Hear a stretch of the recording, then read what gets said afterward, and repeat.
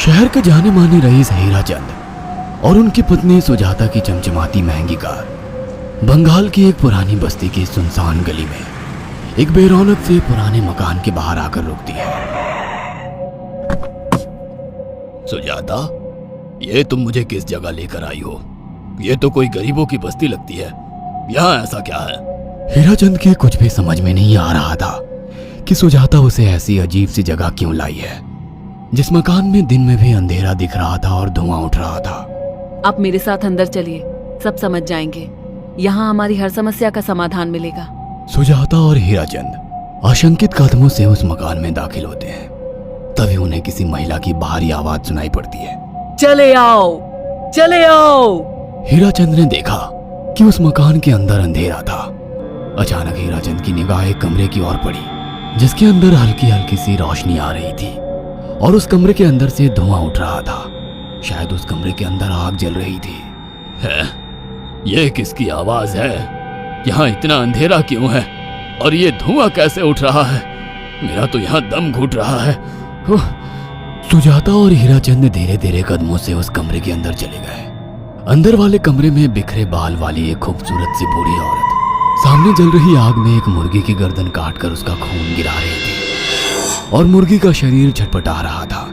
ये देखकर सुजाता को उबकाई आने लगी। हीराचंद ने सुजाता की ओर देखकर कहा, तुम ही मुझे यहाँ लेकर आई हो और खुद ही घबरा रही हो।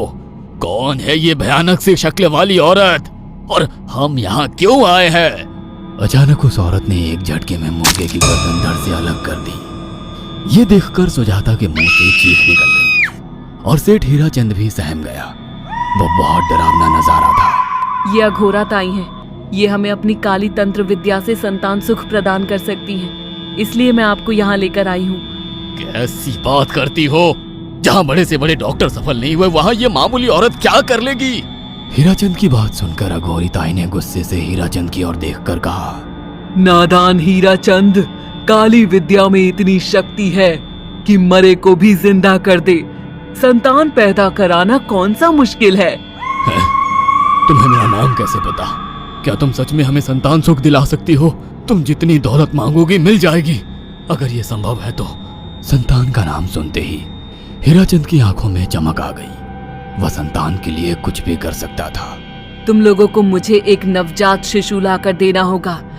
मैं उस शिशु की बलि चढ़ा दूंगी और फिर वही शिशु तुम्हारे घर में फिर से जन्म लेगा। नवजात शिशु की बलि का नाम सुनते ही सुजाता और हरिचंद डर के मारे सिहर गए, पर उनकी आंखों में उनकी संतान का सपना ज्यादा बड़ा था। वो सब करने को तैयार थे। अघोरा ताई, आप जैसा कहेंगे हम वैसा करेंगे। बस हमें संतान सुख दिला दो। बिना वारिस के हमारी दौलत किस काम की? संतान सुख के लिए अंधे हो चुके सुजाता और हरिचंद अपनी नौकरानी शीला से एक नवजात बच्ची चोरी करवा के अघोरी ताई को दे देते हैं।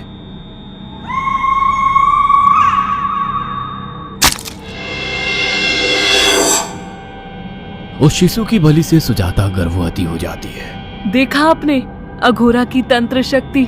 मुझे उस पर पूरा भरोसा था। चलो चलकर उन्हें धन्यवाद कहते हैं। हीराचंद और सुजाता अघोरा ताई के पास पहुंचते हैं। वो दोनों बहुत खुश थे और अघोरा पर उन्हें अंधविश्वास हो गया था। अघोरा ताई, आप महान तंत्रिका है। आपने वो चमत्कार कर दिखाया जो बड़े बड़े डॉक्टर नहीं कर सके। ये काली विद्या है बेटा। अगर तुम दोनों चाहो तो मैं इस विद्या से तुम दोनों को हमेशा के लिए जवान बना सकती हूँ। क्या सच में ऐसा संभव है? हाँ बिल्कुल, पर इसके लिए तुम्हें जवान लड़के और लड़कियों की बलि चढ़ानी होगी। तुम उन्हें यहाँ तक लाओ, बाकी मैं देख लूंगी। जवान रहने की लालच में अंधे सुजाता और हरिचंद एक अनाथ आश्रमों से हर रोज एक लड़की या लड़के को गोद लेने के बहाने अघोरी के पास बलि चढ़ाने ले जाने लगे। और एक दिन अघोरी ताई ने हीराचंद और सुजाता से इंसानी मांस खाने को कहा। पूरी तरह से इंसान से हैवान बन चुके अब वो दोनों इंसानी मांस खाने के लिए तैयार भी हो गए। ये गर्म खून और मांस खाकर तुम लोगों की उम्र भी बढ़ जाएगी। खाओ इसे। हाँ, सच में ये इंसानी मांस बड़ा स्वादिष्ट है। अघोरा ने अपनी बातों में फंसाकर सुजाता और हरिचंद को नरभक्षी बना दिया था। वो तीनों हर दिन बलि चढ़ाकर खून पीकर मांस खाने लगे। नौकरानी शीला भी नए शिकार लाने में उनकी मदद करती थी, मगर एक दिन शीला को शिकार नहीं मिला। मेम साहब, आज एक भी शिकार हाथ नहीं लगा और मैं बहुत थक गई हूँ और घर जाकर थोड़ा आराम करना चाहती हूँ। कोई बात नहीं शीला, एक छोटा सा काम है, तुम हमारे साथ चलो, लौटते में हम तुम्हें घर छोड़ देंगे। जी मेम साहब। शीला नहीं जानती थी कि शिकार नहीं मिलने से सुजाता और हरिचंद अंदर से बौखला गए थे और उनके दिमाग में एक शैतानी चाल चल रही थी। सुजाता, ये बेहोशी की दवा है। शीला के कार में बैठते ही तुम उसे सुंघा देना। आज हमें इसी की बलि देनी होगी। इसने हमारे यहाँ का बहुत खाना खाया, अब हम लोग इसे खाएंगे। वैसे भी ये आगे चल के हमारे लिए खतरा बन सकती थी। कार में बैठते ही सुजाता शीला को बेहोश कर देती है और वो लोग सीधे अघोरी ताई के यहाँ पहुंच जाते हैं, जहाँ अघोरी ताई शीला की बलि चढ़ा देती है और तीनों मिलकर उसे नोच कर खाते हैं। अघोरी ताई, हमको बलि चढ़ाते हुए पूरा 1 साल हो गया है। हमारा बेटा भी साल भर का हो चुका है। अब और कितनी बलि देनी होगी? बस एक आखिरी क्रिया और बची है, उसके बाद तुम दोनों हमेशा के लिए जवान हो जाओगे। कैसी क्रिया अघोरा ताई? 3 दिन बाद सूर्य ग्रहण है, हमें पास के घने जंगल में एक विशेष क्रिया करनी होगी। उसके बाद तुम लोग कभी बूढ़े नहीं होगे। कितना अच्छा होगा, हम हमेशा जवान रहेंगे और सालों साल तक अपनी दौलत से ऐश करेंगे। हाँ, सच कहा। अघोरा ताई ने हमारे हर सपने पूरे कर दिए। 3 दिन बाद बंगाल के बियाबान जंगल में कोहरे और ओस से भीगे पेड़ों के बीच एक घने बरगद की बेलों पर कटे इंसानी सिर लटक रहे थे, जिसमें से खून टपक रहा था। काले जादू का सामान भी रखा था। कितनी भयानक जगह है ये, हर तरफ कटे हुए सर लटक रहे हैं। थोड़ी देर में सब समझ जाओगे। बैठ जाओ और मेरे साथ ये मंत्र दोहराओ।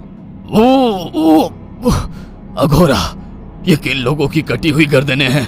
आप यहाँ क्या करने वाली हो?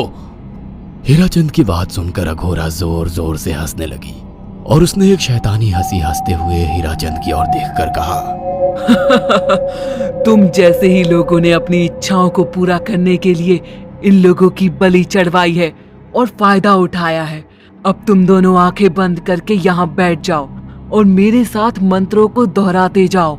अघोरा ने सुजाता और हरिचंद को वशीकरण मंत्र और काले जादू के इस्तेमाल से सम्मोहित कर दिया और देखते ही देखते वो एक भयानक डायन में बदल गई और चीखती हुई बोली, अब मैं तुम दोनों की बलि चढ़ाकर अमर हो जाऊंगी, क्योंकि तुम लोगों ने 100 लोगों की बलि का खून पिया है। देखते ही देखते उस डायन ने फरसे से एक एक करके सुजाता और हरिचंद की गर्दन काटकर जल रही आग में बलि चढ़ा दी और उनका गर्म खून पीने लगी। जब तक तुम जैसे मूर्ख और लालची लोग अपने फायदे के लिए दूसरों को मेरे पास लाते रहेंगे, मैं उनका फायदा उठाकर ऐसे ही उनकी बलि चढ़ाती रहूंगी।